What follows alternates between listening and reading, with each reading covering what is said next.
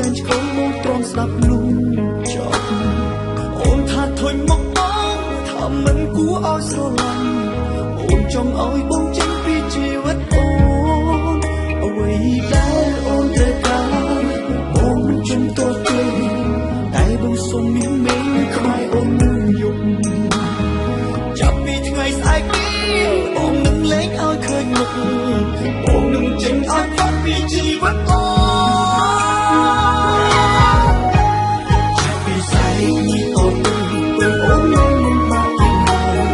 ហើយក៏គ្មានពេលឡើយដែលនៅមុខមនុស្សដែលអូនឆ្លងស្នេហ៍ហើយប្រែទៅអស់បងចាស់ចេញឲ្យផុតនឹងវិលវិញចាប់ពីស្អែកនេះអូននឹងមកពីតែគុំយំបងឲ្យប្រាប់ថានឹងបងអ្វីដែលអូនត្រូវការបងនឹងមកពីបងក៏មិនសួរនឹងអូនពីហេតុផលបាន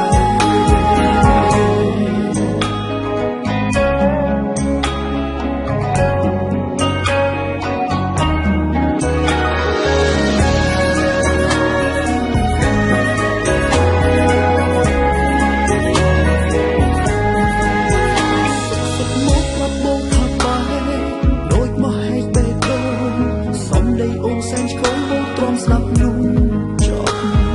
អូនថាធុញមកបងថាមិនគួរឲ្យស្រឡាញ់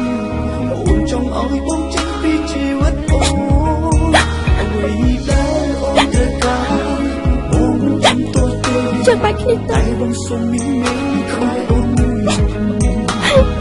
ចាប់ពីថ្ងៃស្អែកនេះបងនឹងលេងឲ្យឃើញមិនគ្រប់ជាមួយទេបងនឹងចេញឲ្យផុតពីជីវិតអូន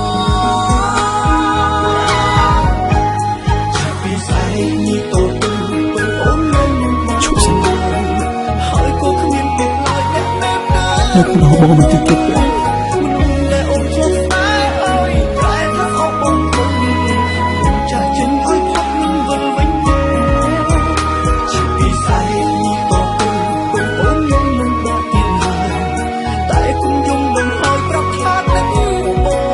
អ្វីដែលអូនត្រូវការបងនឹងមកពីបងក៏មិនសួរនឹងអូនពីហេតុផលបានចាប់ពីស្អែកនេះអូននឹងមកពីហើយក៏គ្មានពេលឡើយមកពីណាយីសួរថាមកពីណាមកពីទឹកចាចេញឲ្យផុតនឹងវិលវិញចាប់ពីស្អែកនេះក៏អូននឹងមកទៀត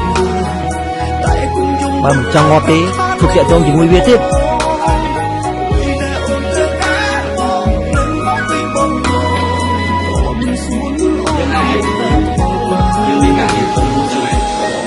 បើសិនជាការងារនេះបានសម្រេចយើងចែកឲ្យ40%យើងចង់បានតាំងពីយើងចេញមករកស៊ីនេះគ្មានតែមាននរណាម្នាក់មកតថ្លៃយើងចឹងទេតែយើងចង់បាន60តែ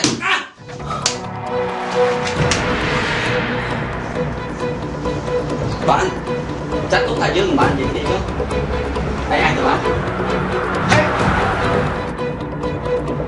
ចូលនឹងថាច្រើនក្មេងអាក្មេងមិនទាន់ជួបបលិចបានគាត់បើ